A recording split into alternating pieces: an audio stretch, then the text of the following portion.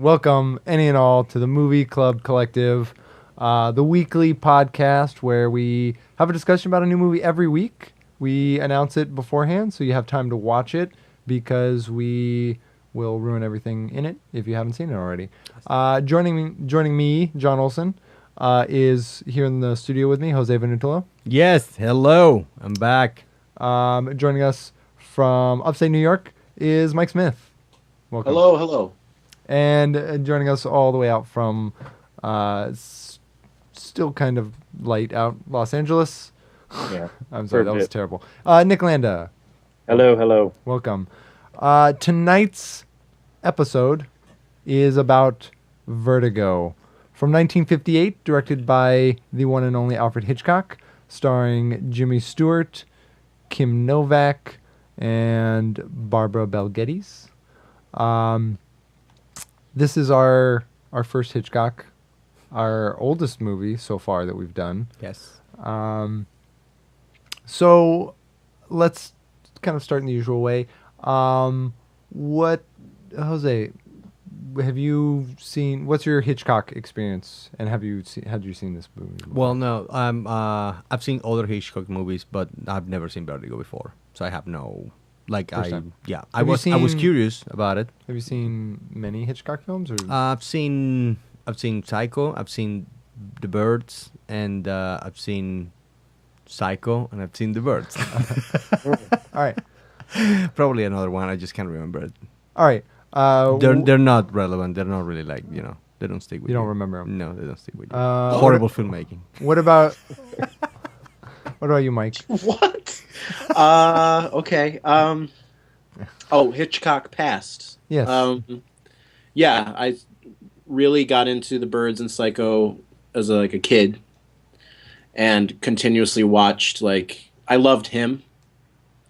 His personality. I loved Alfred Hitchcock Presents on Nick at Night as a kid, so I always knew who he was and everything. And then I just gradually got more and more into the films as, there's so many of them. Yeah. That it's just, I'm still, I haven't seen all of them, but it's I only just last year I just saw North by Northwest for the first time. That one I've seen. That we were kind of a toss up between that one and this movie this week. But Jose, I haven't seen Vertigo, so then we chose. You had seen North by Northwest, right? Yeah, I have seen North by Northwest. So and also Alfred Hitchcock that kind of was Presents. the deciding. What about you, Nick? I've seen Psycho and North by Northwest. I started Rear Window, but I didn't finish it. I've seen Rear Window. And then this is my first time seeing Vertigo. You've seen Rear Window, so you only named two of them. I just forgot them. I know. keep forgetting that I've seen many of his films, but I just keep forgetting them. Not that impressed. Then again, I mean, he's like, who is he? He's nothing. Yeah. Wow. I think this is only my third Hitchcock. I saw The Birds first, loved that. Then I saw Psycho, so the big ones. And then I've seen High Anxiety, which is Mel Brooks's spoof of all things Hitchcock. I've never seen the show, but I've seen clips of Hitchcock speaking, and I kind of have an idea about his persona. Mm-hmm. And so this is the third one. I'm pretty sure there's been others that I've intended to see but haven't gotten around to.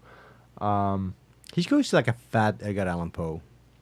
It's like fat Edgar Allan Poe. Yes. Edgar Allan Poe. Right. Okay.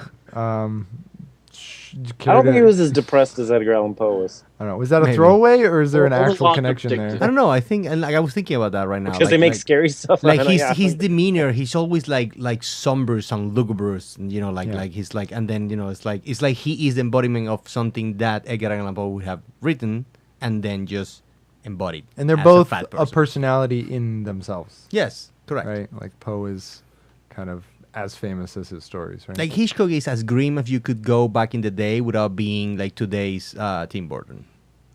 Okay. Tim Burton. Yeah. Yeah, I mean, think about it. I guess.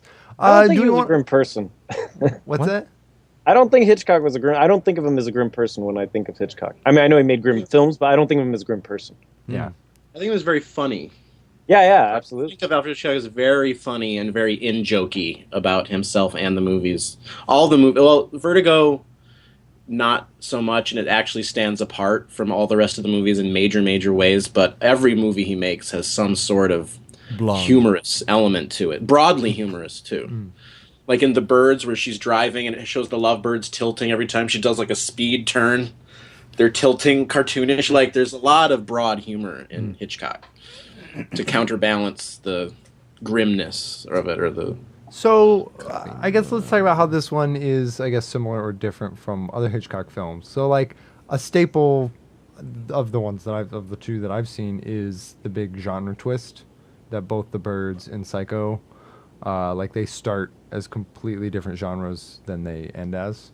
So like The Birds is a romantic comedy that turns into a horror, and then Psycho is a thriller that turns into a horror. And this one is a little less straightforward in that regard. It is a little more straight suspense. Well, the romance kind of came out of nowhere to me. Yeah. Like that was a twist. I felt like I didn't think it was going to be a romance until it started happening. And man, Jimmy Stewart is like so much older than her. Kim Novak, 24 in this movie. Oh, really? She was 24? Wow. Jimmy Stewart, 59. Oh, really? Damn! Oh, he didn't look it, though. He didn't look it. Oh, wow. So a little factoid about this movie is that it bombed when it released, and it was critically panned. And Hitchcock blamed Jimmy Stewart's oldness on the movie's failure. Really? Never mind that he cast Jimmy jerk. Stewart, and it ruined their relationship, and they never worked together again. Really? After this movie, and they had worked together numerous times before this. Like, you were too old, Jimmy. Right? I'm Jimmy Stewart. Definitely wasn't his age. That's horrible. Wow. So he, this is the oldest, I think, movie I've seen Jimmy Stewart in. I mean, because it's already in color by this time, and he's such a staple of the black and white. Five-O Goes West. Talkie area. I was Who wondering. is he in Five-O Goes West? He's the sheriff. He's the sheriff. He's the lazy-eyed dog. Yeah. Lazy eye. Yeah. Okay. I don't like that was one of my questions. So was this movie remastered to be in color, or was this movie made This movie originally was made in color? But it has been. It was so because of some kind of contractual snafu, it was unavailable completely for 30 years. And then in the late 80s, it became available, and they cleaned it up and kind of remastered it and digitized it. Gotcha. It looked beautiful, the one I saw. Yeah, it looks pretty good. I saw it too. It's one of those movies that had a legendary status to it because of it bombing, but then a lot of word of mouth and rhapsodizing. A lot of people. This is a movie people love to rhapsodize about if they got it, and not being able to see it caused a stir. It's like, now I need to see it, and you can't. Yeah. It was one of those first movies like that. Yeah, it became this I think sort it's of awesome. phantom I think thing. it's awesome that it takes place in Frisco, because they love it when you call it Frisco. What'd you call it? Frisco. I was like, yeah, Frisco. I did like that it was in San Francisco, and just seeing it in the 50s, It because looks- I'm used to the modern landmarks and modern, I'm not used to seeing San Francisco outside of photographs from before the 80s, see 80s movies Full in San House. Francisco. I just don't think I've seen that many movies set there. From It's one of the 50s, great 60s. city movies. Yeah, and this one really kind of showcases it. Mhm. Are there stages going on in? Because his house, the view of the tower behind him. That's totally a stage, yeah. Right? In the Yeah, yeah. office. In the Yeah. office. Yeah. Okay, Gavin's those office backgrounds is completely are staged. very They're strange. painted, yeah. Okay. No, not painted. Well, the Gavin's office, that's a projector, because you could see the cranes moving. Oh, yeah. They projected it, yeah. Okay. Oh, so like the shipyard? Yeah. Okay, Mhm. that's interesting. But I there's mean, a- I think. yeah. I'm just assuming. I actually don't Yeah, know. the window stuff looked a little too perfect, kind of for. Yeah, and there's no actual traffic. location. You never see traffic moving, so that's already. Mm. You never see traffic, so Nobody. There were no. it's like they There don't was no drive. traffic They don't in drive at Austin. night in Frisco. Like what? That tower in the background, I kept thinking that was gonna be the tower where things happened. Tower's been there. It's been there. But it's like just a symbol of sort of the yeah, height it's and the tower it's and- a symbol of San Francisco. but I thought that was because I knew what I knew about this movie, I didn't know much about this movie going in, aside from there was like a famous stairwell scene. He's afraid of heights, and like literally that's all I knew going in. So it was very kind of, I went in blank slate to this movie. And you can see in that regard, I liked it because there was like I was really wondering what was gonna happen throughout the movie. There was like I didn't know any of the twists. Me or too. anything like Yeah, that. yeah. I was saying it was a bit. I mean, I like that you can see how they're just building the Golden Gate Bridge. It's just like I didn't know it was so new. Yeah, it looked beautiful, the Golden Gate beautiful. Bridge. To just building it. Yeah, Hitchcock in color. He's got really good use of color in this movie. He does. Looks does. gorgeous, yeah. I have to say, like, color was still pretty new. It was late 50s. My favorite color in that movie was her hair. What's that? The Wizard of Oz was 1939. Oh, look at me. I'm like terrible. I'm the worst. It's not that new. Okay, fair enough. People knew Technicolor, but I liked his use of color. It's he has some bold uses of color. No, yeah, he has like it pops out. It's pretty. Oh, yeah. It's pretty. This movie Shot does have a first. first. It's the first movie to ever use computer animation of any kind in the opening sequence. Those spirals. Mm-hmm. And the dream sequence, too? The dream sequence, I think, is traditional animation. Okay. But the opening fractals are Were they computer generated, and they're the first Computer on generated? film. Really? Back then? Yeah, I thought they were spirograph. they were computer generated. Interesting. That's what I read. Interesting. It's pretty clean though. It's really clean. Oh, the intro. And yeah, I can't imagine how they'd actually transferred it to film is a question. The old time effects always kind of blow my mind just because of the practical nature. Yeah.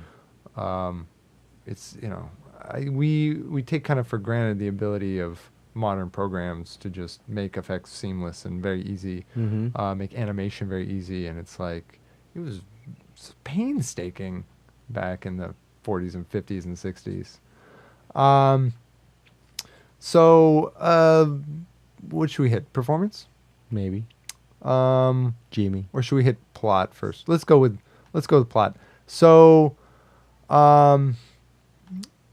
in regard to suspense, was this a good suspenseful experience? And like, what were some of the things you noticed?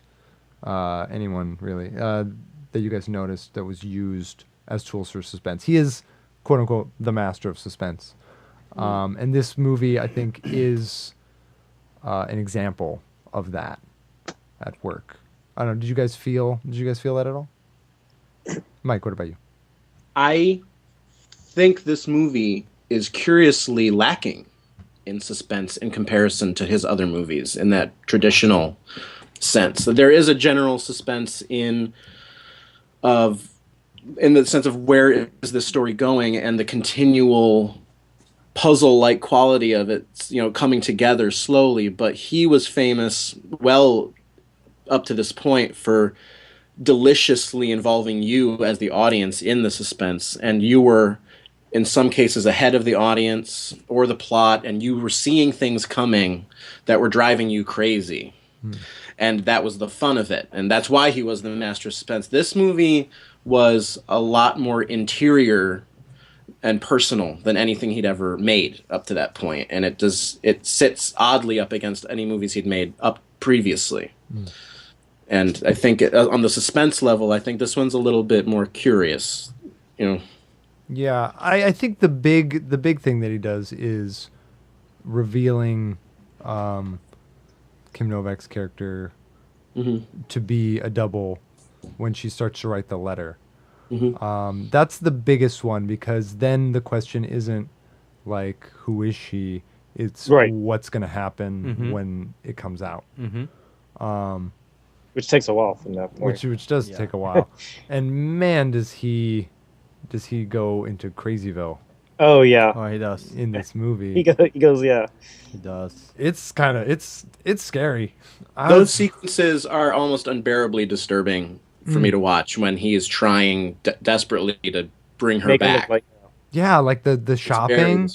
Yeah, it's and just, like it's sick. Yeah, Jimmy gets creepy. He gets real creepy, and like everybody just goes, like the people at the store are all just like, oh well, that's what the man said. Yeah. the dress. They all just kind of go along with it, and it's like. I mean, I think it is very telling of the time. And yes, like that's the the extreme, scary part. the extreme sexism. Nick got it. Yeah, because Hitchcock was kind of, a bit of a pervo. He was a bit of a sexist. Oh my god! Dude. I mean, look at the women in all of his The films. first scene that bugged me off about that, but then later I understood because it was an act. But still, when I saw it, was when Kim Novak wakes up naked in bed. And she just walks out and she's like, what am I doing here? And I'm like, what the I was like, you wake up naked and you see a man you don't know who he is, and you walk out into a room in a location you don't know where you are, and your only reaction is, where am I? I was like, that's very making the woman seem stupid. Like, I mean, any person would wake up and be like, why the fuck am I naked? Why? Where am I? Like, what are you doing? What have you done to me? And I thought it made her very weak. But I guess later, because she was playing a part or whatever, it made a little bit more sense. But still, there was a lot of stuff like that in the movie where I was like, oh man, like this is a little sexist. Mm-hmm. It's not a little. Yeah. A lot of. not a little. It's not subtle. Yeah, it's definitely not subtle. Not, I mean, it's such a god. No, it's and he pretty much kills her at the end. I mean, pretty much. Pretty much, yeah. Pretty much. I mean, he loses her twice, kills her. And he deserves it. Because he's a dumbass. That nun scared me though. I was like, oh. Oh no, I knew it wasn't nothing. It was nothing. But I just liked her appearance. It was very like she's just for this I mean, nuns are creepy. Like it's just like they come in the night. Yeah, I think I kind of agree with Mike on everything he said. Pretty much, I think the suspense was not nearly as much as the other ones. No, I agree too. And a lot of it died in a lot of early parts. When we found out who she was, it was really just, okay, what's going to happen from here on out? A lot of things I liked about it, but yeah, it definitely wasn't as suspenseful as I thought it was going to be. Well, I don't, and I think that's all intentional. Like, I don't think this was very much Hitchcock making something different and personal, but not telling people that. It was just kind of unleashing this movie, and it's just and letting people deal with it, and it was odd. It was a very strange movie when it came out. And expectation can definitely color the way you view a movie. So if people were expecting sort of traditional, Birds Hitchcock, and they got this, they're like, what is this? I even don't think The Birds is very traditional Hitchcock either. I'm a major Birds fan, and I'll talk your ear off about that movie. We'll have to come back to it. Because after Vertigo, it only got worse. Because this was like him admitting... This was like a very personal admission of his fetishes and his ways of dealing with female actresses and that perfect icy blonde. And it only got worse and worse. Until come The Birds, he is literally hurling birds at an actress and terrorizing her. Yeah. Yeah, like... That's not the subtext of the film. It's on screen. Yeah. And it's horrifying. Yeah, like Jimmy Stewart... he is kind of playing director with her. He is Hitchcock in the film. He's dressing her up. He's making very specific decisions. He's going, and Midge no, is your hair's wife. not right. Like, you have to even... What's that? Was that Nick? I'm sorry, I missed Midge is Hitchcock's wife, just totally being ignored. Yeah, Midge... I love Midge. I felt so bad for her. Yeah, me She's too. My favorite. She's my favorite character. She's Absolutely. wonderful. She's freaking wonderful. If you... Like, she doesn't affect the plot in any way. No. And that's kind of something I found interesting, is that, like, if you removed her from the plot... Well, she does lead him to that guy, the bookstore bit. I mean, she's a helper. I guess that's true. Yeah, he kind of uses her as an investigatory She pushes it that one part, but other than that, she's just a confidant and an awesome one at that, who, to me, it seems like is clearly still in love with him, and yet he just wants nothing to do with her. And yet, I don't know, I just thought she was like... I was like, why would you push this character away? And you're going after Madeline, who, Yeah. Who's married. Yeah, exactly. Who's freaking married? Like, who's like you is your friend from college, and you're freaking gonna like. I think his mentally ill woman, his mentally ill wife. It's like having breakdowns, and then what you just do is you go like, I'm gonna just fall in love with her and kiss her and tell her that we're meant to be together. It's like, what is wrong with you? Yeah, I've seen people do it in real life. It's like, oh my god, it's like all the wrong values in a single Hitchcock movie. I remember I had this thought at one point during the movie that, like, even if you fix her and, like, even if you get over her crazy, like, that crazy, it's still there, and, like, then what is your relationship based on? Absolutely, yeah. You know what I mean? Like, and it just gave me, like, this kind of icky Well, he's not. feeling. Yeah, it's more and it's hard to read a bit. But Hitchcock was utilizing a lot of what he does to create Madeline again, as it's a very sexual metaphor. Yeah. And not specifically. He's not really in love. He's in possession, Infatuated. and obsession, Obsessed. Yeah. And the scene where she comes, like there's a recording of the Truffaut interview where he's narrating the scene, the big scene, the big green wash reveal of her finally coming back, because she shows up with the hair down, coming down the hallway, and it's still not perfect. Right. And Hitchcock referenced that. He says that is the equivalent in this film of her being naked, yet she won't take her panties off yet. And all he wants to do is see her naked. That's like a weird way that he was thinking about that scene. And so he makes her go in the bathroom, do the hair up, a.k.a. get fully nude. And when she comes out, is his orgasm, essentially. Then he's like, oh, and he does have this like moment of just like, weird? Yes, this is perfect. And like, I just remember I was like, why does she go along with it? Like, I couldn't understand her draw to him. You know, I mean, I do understand that there are plenty of real examples of abusive relationships where women are attracted to men who are terrible. Mm-hmm. And those times. And it was like, you just, that's the authority, patriarchy in full, the hammer. Yeah, no, this movie is just like, I don't know. I have a lot of things to say about this, but some of them good. I feel the same. So give us one. I mean, I don't know if this is gonna make sense to any of you, but I'm watching this movie and I'm thinking, this movie makes filmmaking seem easy, and I feel that's marvelous, because it is not easy. Everything that he did is not easy, but it flows in a way which makes you feel like anybody could make a movie. Anybody's like, the shots are slow, they're very well paced, like they're pretty, there are a lot of stuff, but there's no like crazy shit happening, like it's also, but it means something. There's meaningful shots. I mean, and I'm thinking, I'm watching the movie going like, this makes me like, I'm watching and I'm feeling like, oh, this seems easy, and to me that's marvelous, when something so complicated is made in a way in which you're watching it and you go like, I could do this. It encourages you to do filmmaking. It's not really, there's no like crazy things happening. It's wide shots, a lot of wide shots, and then just close-ups and medium close-ups. It's just like, let's do a master shot and a couple of coverages and let's just make a film. But then again, it's not just that. I mean, the angle that he takes, like the thing, I don't know. There's no coverage with Hitchcock. It was invisible filmmaking, I see this. Because I agree there wasn't like craziness, but I did notice that it was kind of invisible filmmaking. Like there were times where he would go on an extreme close-up and it would literally be for one line. Like, for example, there's one part when we first meet Midge and she's shot in a medium shot the whole time. Yes. And then at one point he says, how's your love life or something? And then it cuts to a very, very close above eye level shot, and it's only, and she doesn't even have a line, she just looks at, it's a look. And I thought that was, and there's a lot of shots like that. There was another one on Jimmy Stewart where they cut to a really close up on him when the guy asks him something and then he's like, I need another drink. And I was like, that to me was difficult in filmmaking in a sense where that's not something a lot of people would think of, where a lot of people would just say, let's get a wide, a medium, and a close. But there were times where he's like, I only need this close of this angle for this line specifically. Mm-hmm. And so that, to me, I thought was really unique in the film, that there was definitely that fine artistry going on in it. Mm. It makes very explicit choices being made. Absolutely. Yes. Yeah. You understand.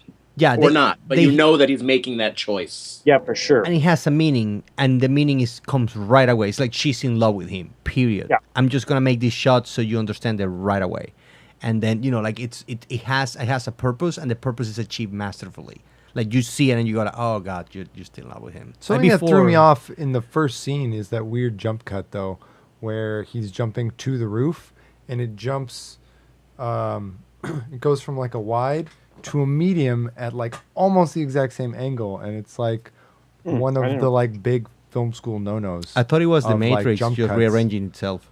Thank God. Sometimes, okay. He was gonna do the Trinity thing, and you just jump and Everybody else can say something serious. I say something serious, I get that. What a loser, man. Oh man. It's dark in LA. Oh yeah, that was kind of a weird thing to be like right at the beginning for me. I was like, why is there this like weird technical error? But then they are like hard to find and they are very rare. Something this movie did that I found interesting is there was kind of a duality going on where things felt one way at the beginning to me, and they changed when I had context of the situation. So like the first half of the film felt very stagey to me and very like theatrical in the way that it plays out events. Like you could literally see these kinds of events happening on a stage and forgiving them sort of their anti-reality because of that. Like, for example, when he's tailing her around the city, he's so bad at it. Yes. You know, he's always right behind her. Or like there's that shot where he's peeking through the door at the store she's buying flowers, and there's a really good shot where it shows her looking in the mirror and he's like peeping through the doorway. But he's right there. He's right there. And like those things felt very stagey to me. But then later in context of knowing that she's been hired to lure him in, it's almost like, well, that staginess no longer matters because she knew the whole time. Yeah. It's like a double play. So that was something I found kind of interesting, just kind of sitting on the film for a little bit and thinking about the difference between like how I viewed it as I was watching it versus when I had the additional context of the actual situation. And I thought that was a nice little layering bit. You know, a plot thing I missed, I don't know if anyone got this though, but I was trying, did they ever explicitly say why Gavin kills his wife? I never. No, it's because he married into the fortune. Money. Yeah, he married into money. Okay, it was just and for the money. he gets to walk away with the money. It's for the money. Got it. Okay, it was the money. I mean, maybe she was a notch. That's the only motive we get. Was she dead before he threw? That was another thing. He broke her neck. She tells Jimmy. He goes like, yeah, he broke her neck before. Well, Jimmy calls it out. Yeah. He figures it out. Yeah, when they're at the top of the thing. Okay, because there's a couple things where I was like, you know, when we were getting to the end and he was making her confess all this stuff, and then earlier when they showed the flashback, I was like, wait, has he had this dead body for like days? And like he just been holding on. I had this debate with Brianna, and I was like, no, she must have been killed shortly before because you would be able to you'd be able doctors would be able to tell fairly easily. Yeah, they even say that they did an autopsy and stuff. Yeah. So it was. That's the thing. That's the thing about this movie that has always troubled me, is because the specifics of the plot are implausible to the point of ridiculous, and it's glaring in a way because you can't really focus on it without it. It's just silly, you know. This emotional component to the movie is what takes over, and the haunting quality of what he's going after with this woman is the most important part. And these tiny details of this convoluted plot that he's caught in is silly. And I think it's hard to separate your brain a bit and try to, because you want to focus on that. It being a Hitchcock movie, you're thinking that's the most important thing is the plot. But that's the MacGuffin is the plot. What it's about is the man and his interior struggle and tragedy of that. Yeah, and it's weird. It always offsets me a bit because I don't know. There's been times where I've watched it and I've just been like, "What the hell was that?" I didn't like him. I didn't like him at all. I don't think you're supposed to. I don't think he's like. Because I think he's the antagonist. I think you think he's the protagonist in the beginning, and then one point I thought was really interesting is at the end when he's like just manhandling Madeline in the bell tower. There's a long sequence where he's talking to her and he's completely in shadow and he's just yelling. And I was like, he's just... It becomes very noir. He becomes the... I mean, like, you think Gavin is the antagonist, but Gavin gets away. He's living in Europe. I mean, he's all good. We don't know what happens to him. He probably... But it's, he becomes the bad guy, and he ends up killing her. He ends up, Which is cool in some ways, but yes, in some ways, I just don't know if it was executed perfect. I just think it wasn't executed right. Like, I think it's a cool idea. I just don't think I got it, maybe. Well, in terms of the story... Like, the story is a mystery. And then when she does the letter bit, it kind of changes to suspense. And I found myself afterwards kind of wondering, like, was that the best play? And it's a very Hitchcock play. And I think he actually I have things to took say about that. because it's based on a book. The story is based on a book, and I think that he changed that reveal to happen sooner in the film, just for the sake of raising the tension. Mm-hmm. And I think it's also because at that point he doesn't want you focusing on the mystery. He wants you focusing on the madness. Right. Yeah. You know what I mean? Like we really we start to get. That's where we start to get scared of Jimmy Stewart and his controlling and like obsession with someone who is presumably not the woman he was chasing, just some random stranger. Yep. You know what I mean? Like. So that was kind of an interesting thing because, like, it made him a little less of a detective for me. But I guess that is kind of the point, is that it doesn't matter that he's the detective. Like, that he figures it out is just kind of this weird tipping point into hysteria, as opposed to solving the case, because he doesn't get any gratification out of solving the case. He just kind of gets angry. And he solves it really obviously, too, is the thing. Like, I think you hit it, like, he's a detective in the beginning, and then I think his detective skills deteriorate as he goes more mad and as he becomes more obsessed. But, I mean, it really takes her wearing it, which I thought was a little bizarre. I thought he was going to find it in the room. When she puts on a necklace that she's been sitting in front of this painting for God knows how many days, staring at. She knows that necklace is in the painting, unless she's just like not paying attention to it. Yeah. So that was very odd to me that she would choose that, you know, trying to keep up this ruse. Like, that was a little odd. I thought if he would have found it, it'd have been better. Yeah, it was just her just putting it on. I kept thinking he was going to find either the original gray dress or the necklace, or I thought he would find something like when he's in her house waiting for her, like pacing around. There are these shots that they're just with him as he's waiting for her to either get home or to get changed. Yeah. And I thought that those were going to be moments where he would stumble across the evidence, and then maybe it would trigger, you know, just when he was alone, and like a detective, kind of like in a more typical detective story. That's kind of how it might happen. There is a nice kind of Sherlock Holmes element to this story. Because a big thing in a number of Sherlock Holmes stories, including very famously the first one, red herring. No, is this idea of the supernatural. I like that because Sherlock Holmes liked to play with this idea that the killer gets away by pretending to be a ghost or pretending to be something that plays to people's superstitions, and then it's always like, no, this is the real world. And I won't accept that it's supernatural. It is natural, and it is just a very good conceived. Plot. Yeah. It is just a plot. And there have been times where I thought that was what the movie did best. Yeah, I feel so too. That line not between knowing, it might be supernatural or not. Yeah, not knowing where the movie was going for the first half, I really was wondering if it was going to be a ghost story. Me too. You know, he's this kind of master of horror, master of suspense.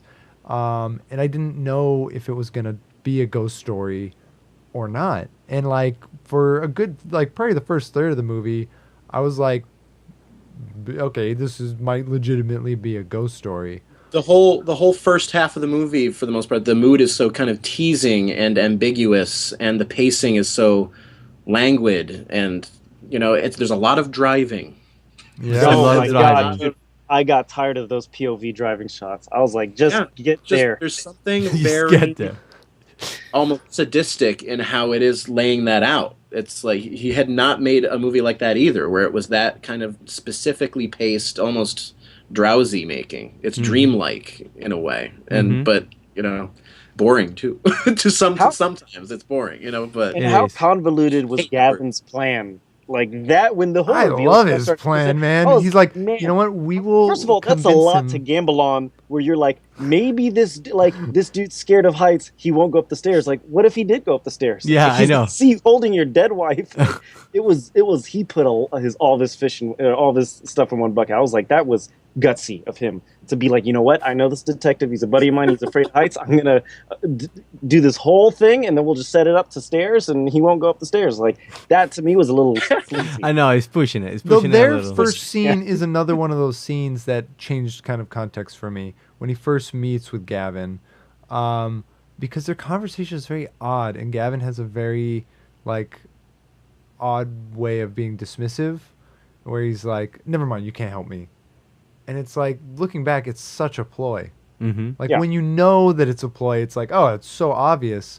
But, like, before I knew it was a ploy, I was just like, this is very odd behavior. And, like, it's the 50s. It does kind of pull you in to go, like, okay, cool off, man. I'm not discounting you out of hand. You know, he does kind of hook him just right. Mm-hmm. And I thought that was interesting. That was he played him. He played him. And he kind of played me too. So that's kind of why I like his playing, because it's Gavin is the luckiest man in American film. Yeah, he is, absolutely. Yeah, no, the beginning, him hooking him, I totally bought that, and that was good. It was just the whole everything riding on Jimmy Stewart's fear of heights, all of it riding on that. That was the flimsy part where I was like, man, like that's very gutsy. I mean, what if he would have opened that trap door? It's almost like he knew he was in a movie called Vertigo. Yeah, absolutely. Yeah, totally. I was like, wow, like what a plan. Like, I mean, that whole end thing, I was like, man, that was a little bizarre. Though, speaking of Vertigo, there's a lot less of it in this film. Yeah, there is. Yes. Than I anticipated. Yeah, totally. I know. It's at the beginning and it's at the end, and it's just hand. left out of the middle. Yes. I want my money back. Right? I wanted someone who was constantly scared of heights. I want to say something about... I thought he was going to be like out on balconies going... I know. Constantly in these things. Just like obstacles his way. You know? Yeah. He was just going to, for some reason, have to like do the pole vault and like, oh no, I'm at the top. No, but it was interesting to me that tonight. Like this idea of Vertigo, it's the title of the film. Yes. It's not even the title of the book. So Hitchcock was like, this will be the title. And it's just so like kind of cursory. I mean, he does get over it though. They do set that up well. Mm-hmm. This idea that it's another metaphor, man, for love. For love. Love. The vertigo of being in love.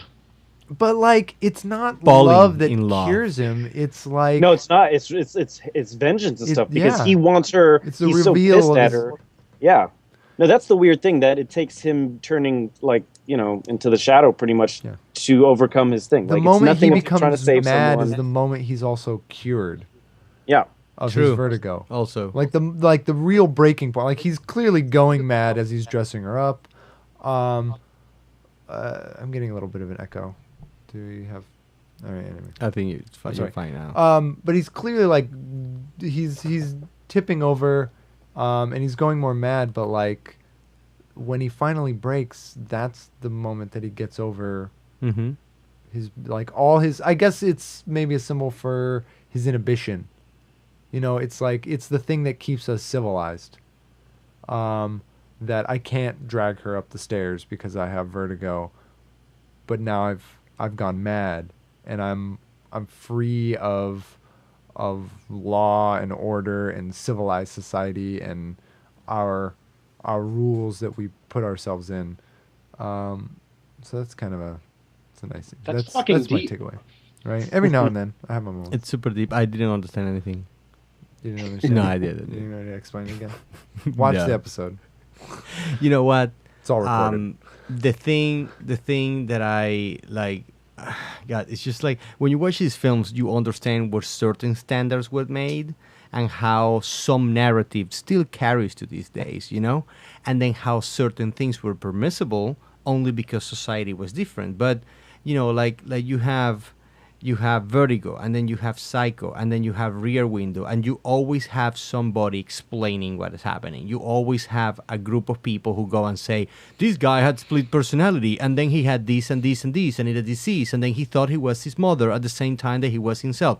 This guy had vertigo, and then he was supposed to follow this person, but he couldn't because he had vertigo. And it's like people were not used to mental illness or to think or see these things. It's like if you were watching Sixth Sense, suspense, and somebody goes at the end and go like, oh, because Bruce Willis is always dead, and then this is the ghost, and then the kid has always do this, and this.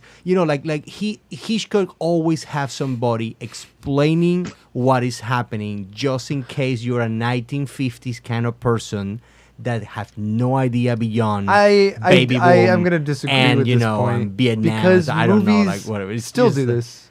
All movies. I know, but movies Hitchcock is the master of it. Hitchcock is supposed to be like the person who doesn't do that, who shows and not tell. And then he always tells. He always tells. Yeah. In The Birds, there's nothing to tell because he never even explained this thing. He's just like, it's a movie that has no real plot. Yeah. One of the biggest knocks against. I agree with that because I think it's just because of how the audience has evolved and stuff. I mean, even before Hitchcock and stuff, when they would play films in the old days, they would have a guy stand on stage and talk about what the characters are thinking. So I think it just comes from that vaudeville kind, like literally over-explaining. Like, and so John was thinking this when he looked at that lady and this and that. Mm-hmm. And I think that evolved. Things that Hitchcock might have grown up on. Maybe. Exactly. Yeah, I think that's kind of it started to weed out of that, and we got smarter. I think film and the audience kind of evolved, just like how we couldn't use a lot of cuts. Yeah. In general, one of the biggest knocks against Psycho is just that end scene where they explain everything what a psychopath is. Yeah, just go like. It's not necessary at all. It's not necessary. Yeah. I think this one's more subtle. We feel it's not necessary. Probably people when they were seeing it go like, they might never have heard of a psychopath because they had no idea. Yeah. I don't know. But I do feel like movies. The word like transvestite in a movie was shocking in of itself. Like what? Mm-hmm. What? It's like a man dressing like a woman. Execute him! Oh my God! Is that Hoover? Not very Christian. Is J. Edgar? Yeah, J. Edgar wasn't a fan. Yeah. Like, I like him.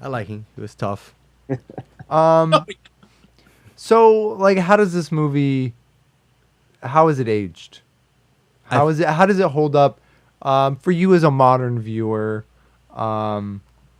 As someone who has consumed a lot of very different styles of movies that have come along since then. How does this hold up for you guys? Do you think that it's aged well, or is it just boring? Like, I'm just kind of curious what your takes on it are. Who do you want to answer? You seem like you want to answer. You can start. I did have a couple. You're like leaning into your screen. I am like, ooh. Like, who do you want? I think it holds. I was watching this movie, and at very few occasions I felt I was watching outdated storytelling. That's my way of describing it. Like, I don't think the storytelling was outdated. I don't think so. I think it holds. I think it was like it has twists, it has stuff. There might be things that I don't agree with in the way that the story is being told, but I wasn't like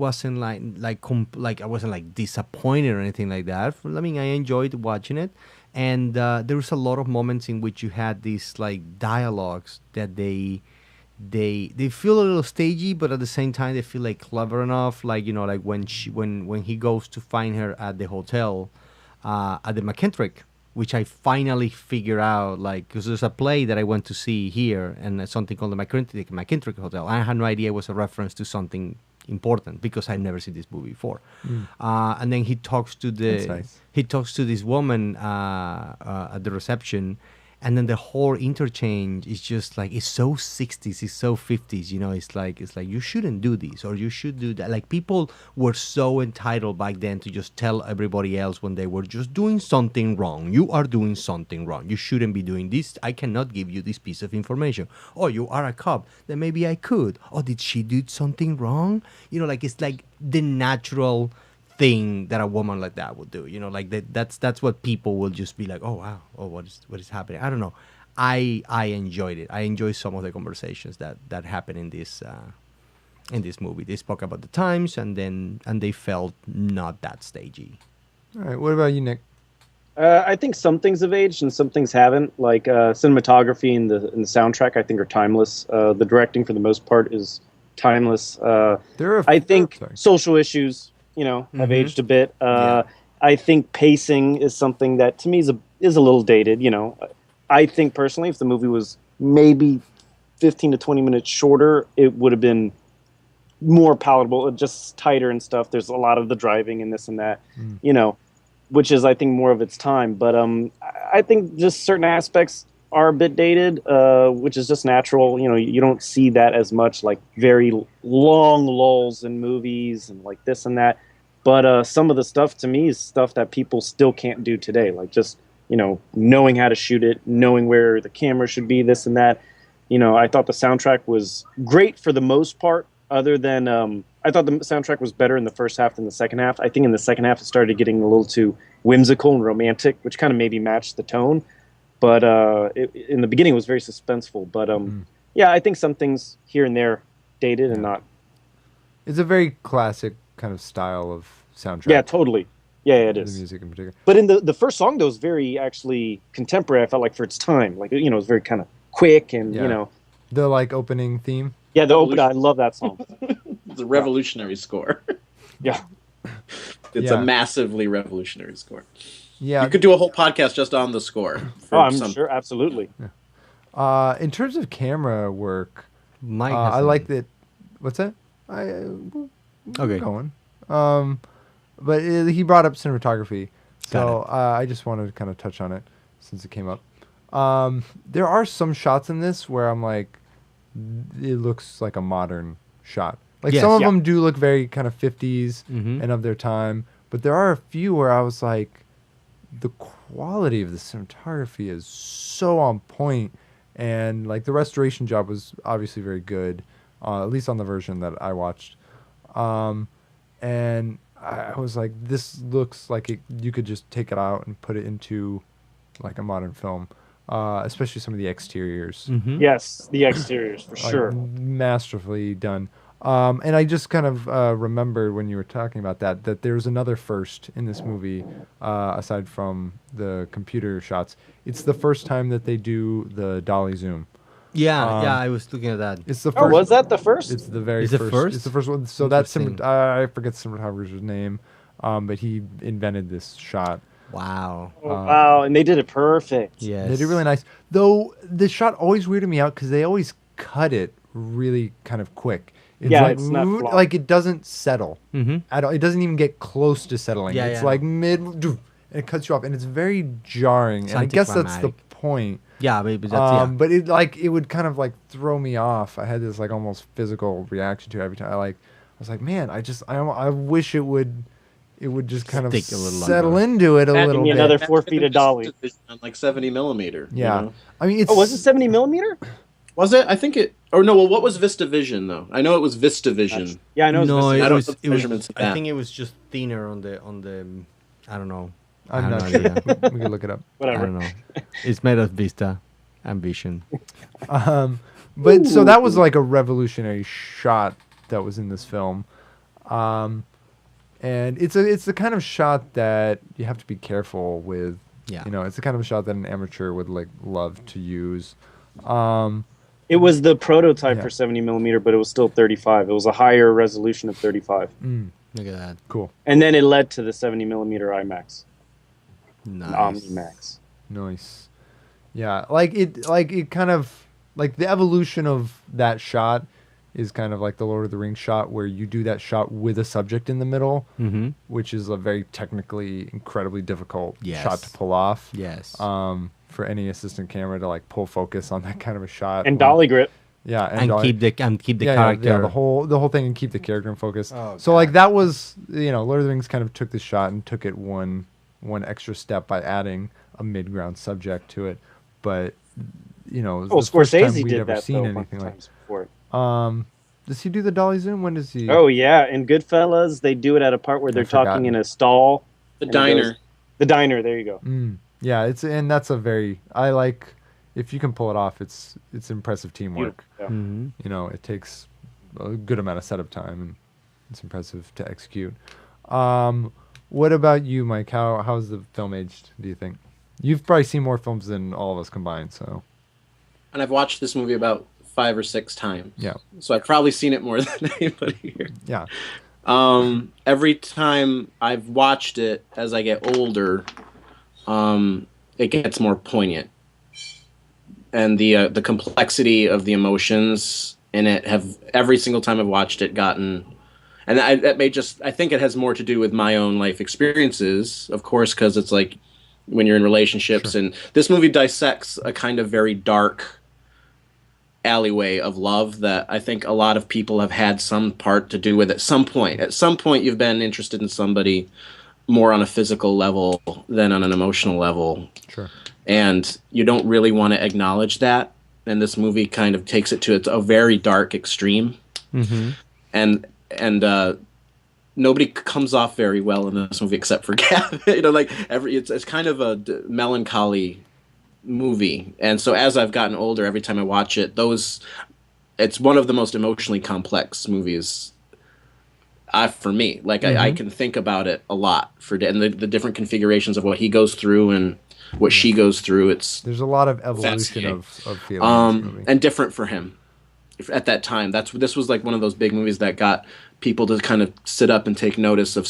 He wasn't just a craftsman of suspense thrillers. He was now digging a little deeper. Yeah, he was an auteur before that term was being tossed around. Yeah. And so I think it holds up on all these technical levels. Of course, it's a masterpiece, but it's also a movie that I've not always loved, and I have had lots of problems with, and I've never loved it as much as the people who rhapsodize about it. It's one of those movies that people love to talk about, but it's every once in a while it hits me home pretty hard, and I appreciate that. And a lot of movies do not keep up on that level. Yeah.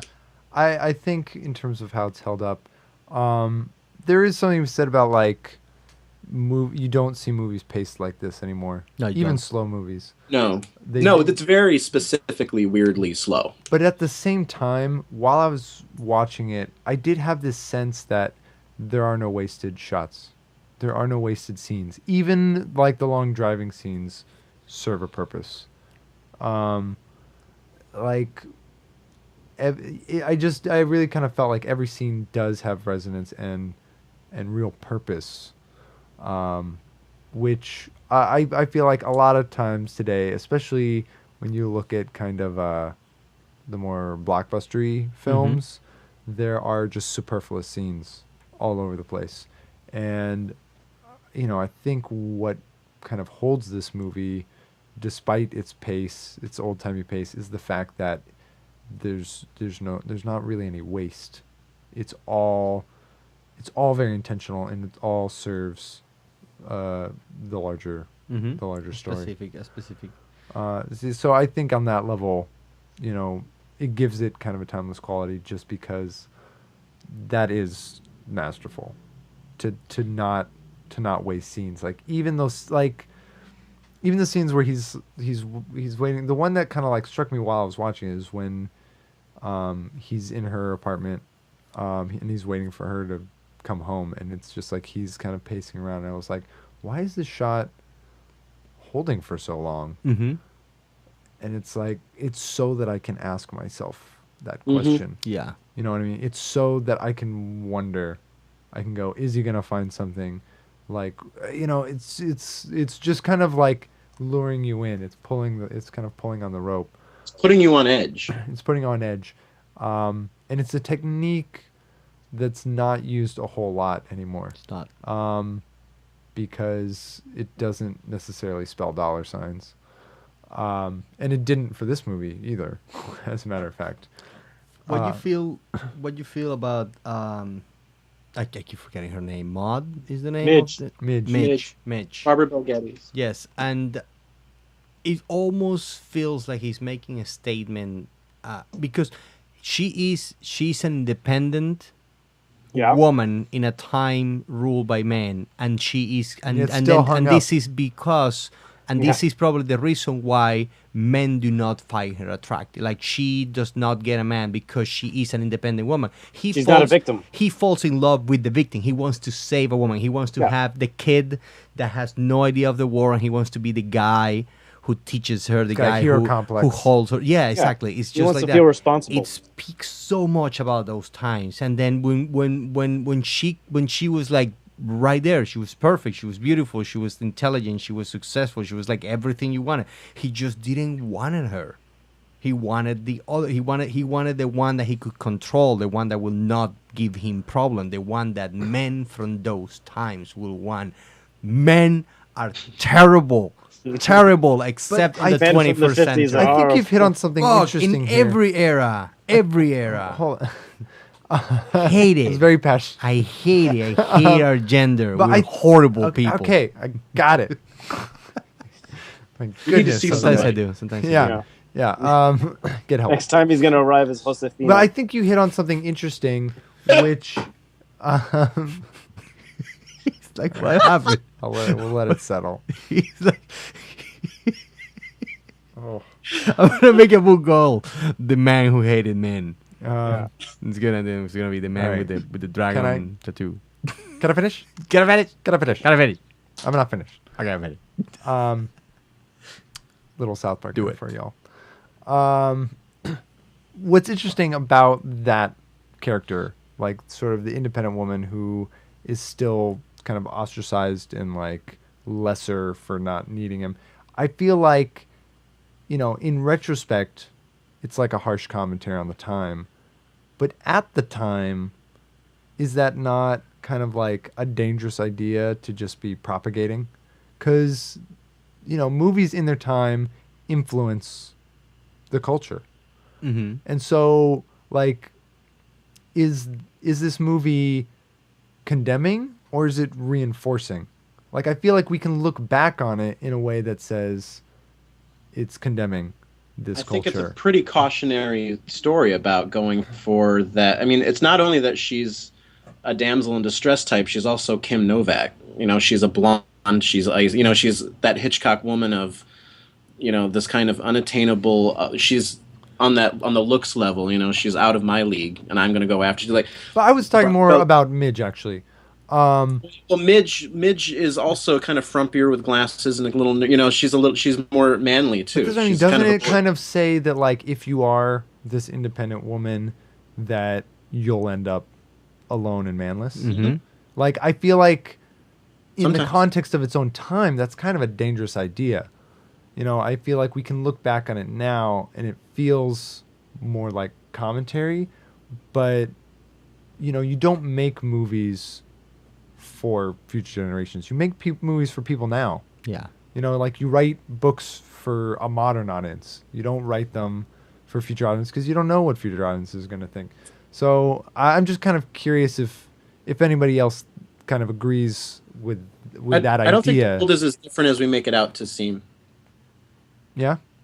I don't think. I mean, I think there's a lot of avenues, but I still see a lot of casual misogyny. Oh, absolutely. You know, I don't like to admit that, but I do, and I see it a lot. I see a lot of women falling into having more trouble getting out of roles that have been laid down long before. And I don't like seeing that. Mm. You know, it's not everybody, but I do see it as pretty prevalent. Not as different as you would think. Yeah. In like real life, you're talking. Yeah. And this being a Hitchcock movie, it's not particularly like it's. There's a lot of great filmmakers who have been called misogynists. Sure. They aren't always, but I think Hitchcock got very close to it because he puts his actresses through the fucking ringer. And he does it in over and over and horrible over ways. to You know? a very similar type of girl and like always young. Yes. You know, it's like Yes. You know, Jimmy And it was Stewart like- gets to be old. He gets to be an old actor with a young woman. And, like, that's something that's still very prevalent today. Tom Cruise dates 30 or younger women in all his movies. You know, like, that's something that still happens. Tom Cruise It's an acting out of like a wish fulfillment for Hitchcock. Yeah, for Which sure. like there's a lot of times where I watch this movie and I feel really gross through a lot of it. And I it's think that says you uncomfortable. have kind of a healthy psyche, though. Like, to work it out, yeah. that But you know, the fact that you can feel repulsed by this, I think is kind of healthy. oh yeah. You know, So there's a lot of times I don't want to watch Vertigo. It makes me feel kind of gross. it's not an everyday movie. No, Through. it's not an every year movie. My favorite scene in the movie is where Barbara Bel Geddes does the painting of herself as Carlotta. Right. And then That she's was That's interesting. Stupid. That's such an not intense funny. scene, though, of just why she even did it, like thinking it even might be funny, and the She duality spent of all that. day Like, doing that joke too. Say what? It's a really detailed painting. Like she must have spent Oh, it all looks day crazy. Yeah. working on that. It's like a really good. And I think that's one of the detailed last. painting. Well, it's like the second to last time we see her, third to last time. Like when I saw that scene, I was like, "Are you kidding me?" Like we're gonna end on her like calling herself stupid and beating herself up, and I was like, "This is that." See, there were scenes like that where I was getting very frustrated. I was like, "This is crazy." Like, man, I didn't come like on. that. I didn't like that. It's like, either. come on, Midge, like get over this douchebag and get your man that you deserve. it's too bad. Yeah. Oh, Mitch. Oh, Midge. She ended up with Gavin. Yeah, Now but, that's a twist. Yeah. I mean, but really, she was the lucky one because She was. because he went. Yeah. Well, we because don't know went though. That's the crazy. thing. We don't like. He I went don't crazy. how. Yeah, he went crazy. Like, but like she was better how not did he with defend her? him. We don't. Yeah, maybe that's she's in true, her yes, own she's better off. misery, but Midge is more meat and potatoes. She would slap him around and say, "Just get on with it. Help me model this bra." right? Yeah. The bra thing was kind of interesting. It was Oh, that feminist. she's It a was like, yeah. Yeah. It was That was a lot of tip weird, of the yeah. iceberg on that. I mean, it's a product of its times. It can be that progressive, but it probably applied a little of progressiveness into it. Costumes by Edith Head. Still, even if it's just an excuse for him to say out loud without having to say it and then drain it out of his system, because sometimes these things happen. It's just like when you watch. I mean, I think he was a victim of that whole thing himself. You know, I don't think really Hitchcock went into it being like, I'm going to make a test to see if people are going to feel for Midge or this or that. I mean, again, I don't know Hitchcock, but from what I've read of him and this and that, it seems like he himself was a victim of that stuff, of falling for the young blonde and kind of, pushing his own wife away. Well, and, not only that. I mean, this is a story about a woman who takes a man's need and a man's weakness and uses it the same way that probably Hitchcock was used by women who understood his like of blondes. Right. But does that justify? No, it doesn't. The It craziness. doesn't. It doesn't. But it's probably also him like bitching about that. It's just like when you watch an Ingmar Bergman film, and then you have this like weird sense that he's just telling you aloud that he thinks he's a horrible human being. I mean, it's just like it's these kind of things. It's like the director being able to speak as if it was a therapy session to his audience about his demons. Totally. Like It it's is a therapy session. it is a therapy. Yeah, it's like he's. I mean, a lot of films are for Yeah, the it's true. filmmakers it's true. that make them. It's you put your soul into a Like, project. Like making a film is a non-stop process from Yeah, start for to sure. finish. I wonder. It's an all-consuming. Like even making short films, can be True. very It's all-consuming. It's cathartic. It's it's just like I just don't understand where the cathartic happens in the Evil Dead. That's really like Okay, I don't know whoa. where that came from. So on that note, any final thoughts about the film? You want to kick us off, Nick? Great film. I really liked it. Had my own problems with it. If I had to give it a grade personally, I'd give it a solid 8 out of 10. That's my feeling on it. I think it's well made, well done. Liked so many stuff. There's just some things that didn't get it to other ones that I've seen, not just of Hitchcock, but of other people. But if within the world of Hitchcock, there's definitely other ones I hold much higher. Okay. Jose, what about you? I was not particularly impressed. I think this film holds. I don't think. You weren't in love. I was in love. I didn't think that it set like any other standards. I mean, it has a couple of things. Cinematography is nice, but it also was remastered. Like to look kind of pretty. There was some shots sometimes, like in the store when they go to see the guy, that they were like super dark, and you go like, "Well, this is like way underexposed." Oh, but that is so intentional.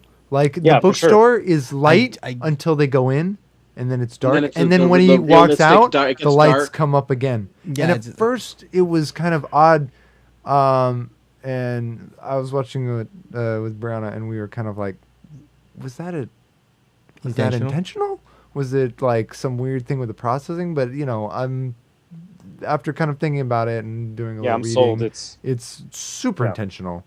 Yeah. Like he leaves the space and it goes back kind of to normal, goes to light. Interesting.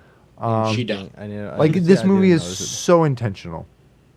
I'm sorry, I didn't mean. See, I was gonna give it a 6.5. Now I'm gonna give it a 7. Oh, there you go. You brought it up. You brought 0.5 to it. Mike, final thoughts for the episode? I'm a Birds man.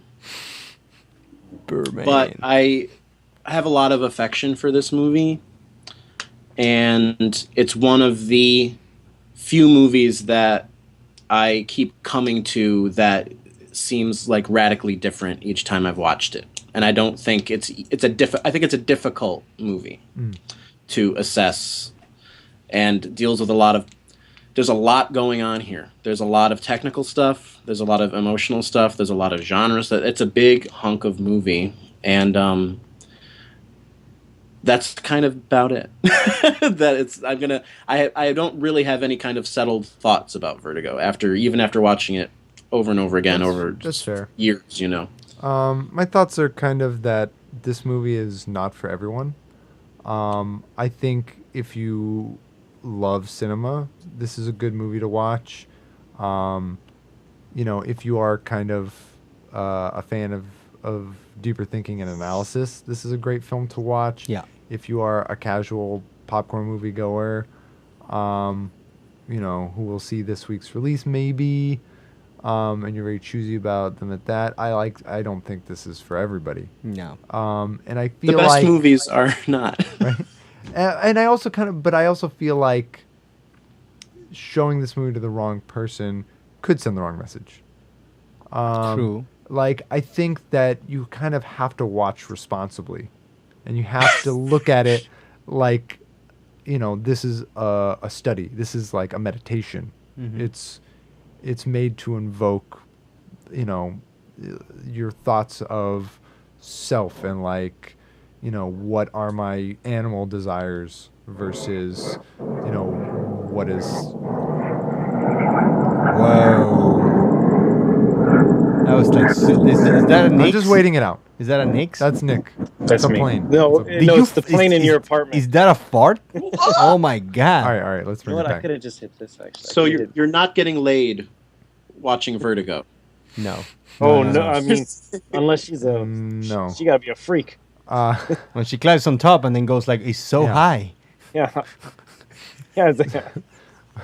Oh, come on now. Thanks for interrupting. I was on a nice roll and I lost the train. We're so all sorry. right, that's been the Movie Club Collective's discussion of Vertigo. I hope any and all that have listened to this have enjoyed it. Find us on Facebook at facebook.com/Movie Club Collective. You can find us on YouTube. Just search Movie Club Collective or MCC Podcast and you'll find it. Like it if you're on YouTube. It'd be nice to get a rating on iTunes if you want to give us a rating. Yeah. iTunes is such a pain in the butt, though. Like, if you want to rate it from your phone, it's like almost impossible. It's always glitchy and stuff. But if you go onto your computer, it's pretty easy. Subscribe to the channel if you haven't already. Next week's movie will be The Princess Bride. Oh my god. A very similar movie to the... Oh my god, Princess Buttercup. Yeah. A very different movie from this. Should be fun. So join us then. And we'll see you next time. Yep. This has been a J Squared production.